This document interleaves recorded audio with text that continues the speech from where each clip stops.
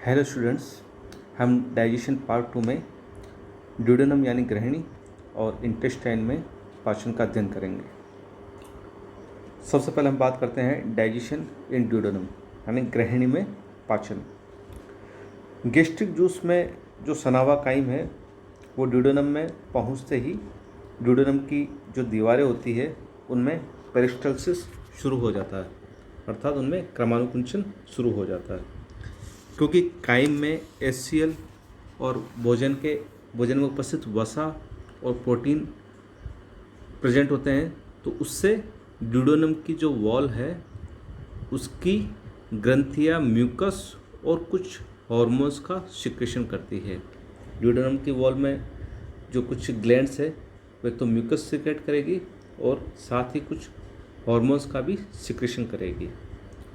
ग्रहणी की म्यूकोसा से पाचक रसों का सिक्रेशन नहीं होता है, जैसा कि हमने स्टमक में देखा है कि स्टमक में तो पाचक रसों का सिक्रेशन होता है, लेकिन ग्रहणी की जो दीवार है वो पाचक रसों का सिक्रेशन नहीं करेगी, वो सिर्फ हार्मोन्स का सिक्रेशन करेगी।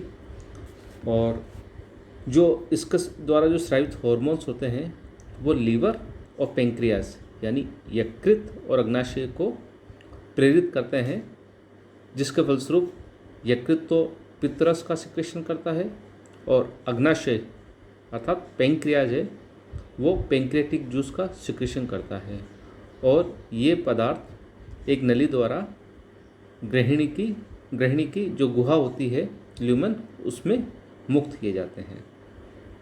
विभिन्न प्रकार के हार्मोन और उनकी क्रिया के बारे में हमने एक दूसरा लेक्चर बनाया है, उसमें हमने देखा है उसको।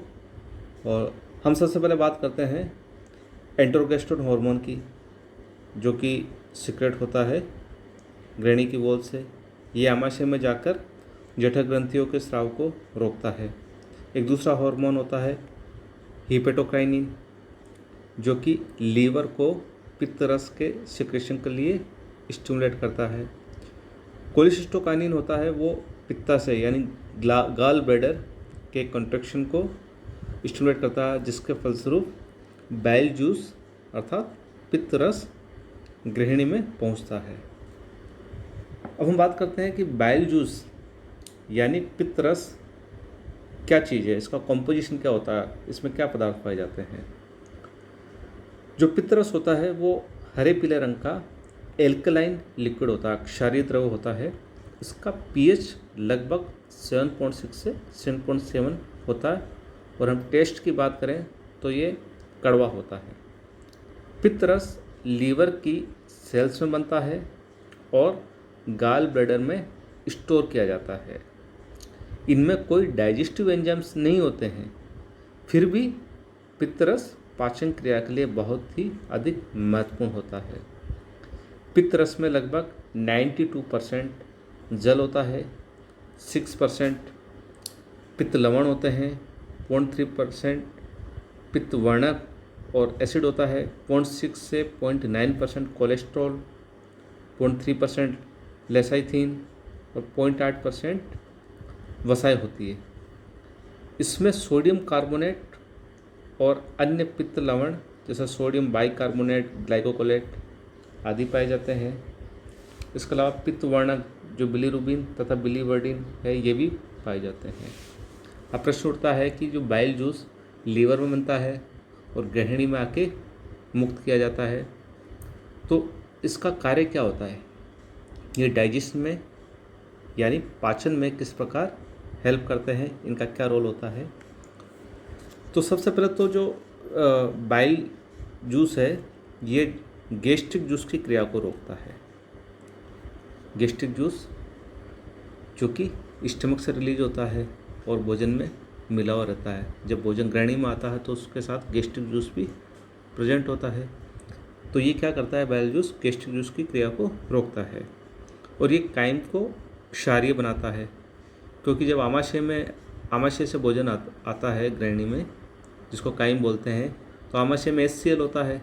HCl उस भोजन को अम्लीय माध्यम प्रदान करता है, लेकिन जब ये ग्रहणी में आता है और उसमें बाइल जूस मुक्त होता है तो उसका माध्यम क्षारीय हो जाता है। क्षारीय इसलिए होता है क्योंकि जो पेनक्रियाज या अग्नाशय से जो रस निकलता है उसमें जो एंजाइम होते हैं वो केवल क्षारीय माध्यम में ही एक्टिव रहते हैं, क्षारीय माध्यम में ही वो क्रियाशील रहेंगे। इसके अलावा पितरस का कार्य है, ये वसाओं का इमल्सिफिकेशन यानी पाइसीकरण करता है। पाइसीकरण का मतलब होता है कि ये डाइजेशन के लिए उनको तैयार करता है और ये भोजन को सड़ने से रोकता है। इसके अलावा ये आहार नाल में जो पेरिस्टल्सिस होती है, क्रमानुकुंचन, उसको उत्तेजित करता है। कुछ पित्त लवण विटामिन के और अन्य वसा घुलनशील विटामिनों के अवशोषण के लिए भी आवश्यक होते हैं। इस प्रकार जो पित्तरस होता है, बाइल जूस, वह डाइजेशन में बहुत महत्वपूर्ण भूमिका निभाता है। ड्यूडेनम के मध्य भाग में अग्नाशय नलिका आकर खुलती है, जिसके द्वारा अग्नाशय रस यानी पेंक्रियाटिक जूस अग्नाशय से लाए जाते हैं। ये पेनक्रियाज में पेंक्रियाटिक जूस बनता है, जो कि ड्यूडेनम में एक जो नली खुलती है उससे होकर ये ड्यूडेनम यानी ग्रहणी में मुक्त किए जाते हैं। ग्रहणी के द्वारा जो सिक्रेटिन हार्मोन रिलीज होता है वो क्या कार्य करता है कि अग्नाशय को यानी पेंक्रियाज को अग्नाशय रस पेंक्रियाटिक जूस मुक्त करने के लिए प्रेरित करता है, उत्तेजित करता है। और सिक्रेटिन उस प्रकार के पेंक्रियाटिक जूस को मुक्त करने के लिए उत्तेजित करता है जिसमें कि पानी तथा बाइकार्बोनेट अधिक होता है। इसके अलावा एक पेंक्रोजाइमिन हार्मोन भी मुक्त होता है ड्यूडेनम से। ये भी अग्नाशय रस के शायद को प्रोत्साहित करता है, लेकिन ये ऐसे पेंक्रियाटिक जूस या अग्नाशय रस के सिक्रेशन को प्रेरित करेगा जिसमें हार्मोन्स कंटेंट ज़्यादा होगा। अब इसके बाद बात करते हैं हम एंजाइम्स की, जो अग्नाशय रस ग्रहणी में मुक्त किया जाता है, पेंक्रियास में बनते हैं और ग्रहणी यानी ड्यूडेनम में जो मुक्त किए जाते हैं उनमें कुछ एंजाइम्स होते हैं, जैसे trypsin, chymotrypsin, carboxypeptidase, amylase, lipase और न्यूक्लियस। ये एंजाइम उसमें मौजूद होते हैं। ये एंजाइम क्या कार्य करते हैं इसकी हम बात करें। जो ट्रिप्सिन एंजाइम है ये ट्रिप्सिनोजन के रूप में मुक्त होता है और ये एंटेरोकाइनेज की उपस्थिति में ट्रिप्सिन में कन्वर्ट हो जाता है। ऐसे जो काइमोट्रिप्सिन है ये काइमोट्रिप्सिनोजन के रूप में मुक्त होता है और ये ट्रिप्सिन की उपस्थिति में काइमोट्रिप्सिन में परिवर्तित हो जाता है। अब ये ट्रिप्सिन और काइमोट्रिप्सिन क्या कार्य करते हैं? ये दोनों ही एंजाइम्स प्रोटीन के पाचन का कार्य करते हैं। ये दोनों ही एंजाइम प्रोटीन्स को पेप्टोन्स और पॉलीपेप्टाइड्स और प्रोटीओज में ब्रेक डाउन कर देते हैं, तोड़ देते हैं। जो प्रोटीन के जो बड़े बड़े मॉलिक्यूल होते हैं उनको छोटे छोटे टुकड़ों में उनको ब्रेक डाउन कर देते हैं, उनका जल अपघटन कर देते हैं, ट्रिप्सिन और काइमोट्रिप्सिन दोनों ही। अब नेक्स्ट जो एंजाइम है कार्बोक्सी पेप्टाइडेज, इसकी हम बात करें तो ये कार्बोक्सी पेप्टाइडेज है, ये पॉलीपेप्टाइड्स को अमीनो अम्ल में तोड़ देते हैं। ट्रिप्सिन और काइमोट्रिप्सिन तो बड़े प्रोटीन्स को छोटे टुकड़ों में तोड़ते हैं, पॉलीपेप्टाइड में, पेप्टोन्स में, और कार्बोक्सी पेप्टाइडेज होता है ये फिर इन पॉलीपेप्टाइड्स को अमीनो अम्ल में तोड़ देते हैं। अपन जानते हैं कि प्रोटीन्स होते हैं वो अमीनो अम्ल से मिलके बने होते हैं, तो अल्टीमेटली पुनः प्रोटीन्स को अमीनो अम्ल में इन एंजाइम्स के द्वारा कन्वर्ट किया जाता है, ट्रिप्सिन, काइमोट्रिप्सिन और कार्बोक्सी पेप्टाइड के द्वारा। उसके बाद हम बात करते हैं एमाइलेज एंजाइम की। एमाइलेज क्या करता है कि ये बची हुई जो स्टार्च और ग्लाइकोजन होती है उसको ये माल्टोज में कन्वर्ट कर देता है। स्टार्च और ग्लाइकोजन ये कार्बोहाइड्रेट होते हैं और एमाइलेज इन कार्बोहाइड्रेट्स को छोटे टुकड़ों में अर्थात माल्टोज में कन्वर्ट कर देते हैं। माल्टोज दो मोनोसेक्राइड से मिलके बने होते हैं। उसके बाद हम बात करते हैं लाइपेज की। तो लाइपेज क्या करता है कि ये भोजन में जो वसा होती है, जो पाइसीकृत होती है, उसको वसा अम्लों और ग्लिसरॉल में तोड़ देते हैं, उसका जल अपघटन कर देते हैं। तो पाइसीकृत वसा को लाइपेज वसा अम्ल और ग्लिसरॉल में चेंज कर देते हैं, क्योंकि उदासीन वसाएं वसा अम्ल और ग्लिसरॉल से ही मिलके बनी होती है। तो पुनः उनको वसाम्लों और ग्लिसरॉल में कन्वर्ट कर देते हैं। उसके बाद हम बात करते हैं न्यूक्लियस की। तो पेंक्रियाटिक जूस में राइबोन्यूक्लियस और डीऑक्सी राइबोन्यूक्लियस ये न्यूक्लिक अम्लों का पाचन करते हैं। अब इनका पाचन करने के बाद जो ड्यूडेनम में भोजन में जल व अनेक पाचक रस मिल जाते हैं और ये और अधिक पिस जाता है और अब इसे चाइल कहते हैं। जब आमाशय से भोजन गृहिणी में आता तो उस टाइम उसको बोलते हैं काइम, और गृहिणी में इनका डाइजेशन होता है तो ये काइम फिर चाइल में कन्वर्ट हो जाता है। अब अपन नेक्स्ट फेज की बात करते हैं। गृहिणी से फिर ये जो चाइल है ये छोटी आंत्र में अर्थात स्मॉल इंटेस्टाइन में आ जाता है। अब स्मॉल इंटेस्टाइन में क्या होता है कि कुछ एंजाइम्स होते हैं जो खाद्य पदार्थ है, जो कुछ खाद्य पदार्थ ऐसे होते हैं जो कि गृहिणी में उनका पाचन हो जाता है, उनका और अधिक पाचन आगे स्मॉल इंटेस्टाइन में होता है। तो इंटेस्टाइन की क्रमानुकुचन गति द्वारा चाइल धीरे धीरे स्मॉल इंटेस्टाइन में पहुंचता है और ड्यूडेनम द्वारा जो सीक्रेट एंटेरोक्राइनिन होता है वो छिद्रांत की यानी छोटी आंत की पूरी दीवार में स्थित क्रिप्ट्स और लीवर कोन यानी लीवर कोन की दरारें नामक पाचन ग्रंथियों को पाचक रस स्रावित करने के लिए प्रेरित करता है। इसे इंटेस्टाइनल जूस या सक्कस एंट्रिकस कहते हैं। होता क्या है कि जब ये भोजन आता है आंत्र में तो आंत्र का जो वॉल होती है उसमें क्रिप्ट्स ऑफ लीवर कोन होती है, ये पाचक ग्रंथियाँ ही होती है और इनसे जो पाचक रस निकलता है उसको बोलते हैं आंत्रीय रस, इंटेस्टाइनल जूस। ये मुक्त होता है और ये जो इंटेस्टाइनल जूस होता है ये क्षारीय होता है जिसकी पीएच लगभग 7.5 से 8 के आसपास होती है और इनमें कुछ एंजाइम्स होते हैं जैसे इरेप्सिन क्या करता है, ये प्रोटीन के डाइजेशन को पूरा करता है।